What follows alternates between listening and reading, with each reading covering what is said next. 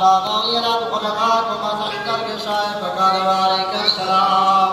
يا ولدي ويا شافع أمتي قد أذنت لك فدخل معهما تحت الكساء وأكبر عند ذلك أبو الحسن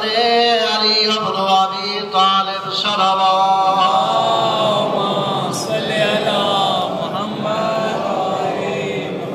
وقال السلام عليك يا بنت رسول الله فقلت وعليك السلام يا أبا الحسن ويا أمير المؤمنين فقال يا فاطمة إني أشم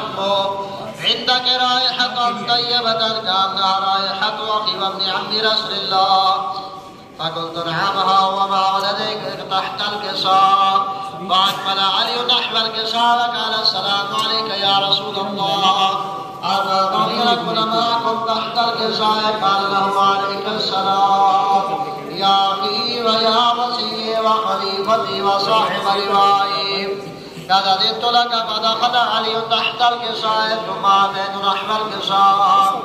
وقلت السلام عليك يا أبتاه يا رسول الله أتدعوني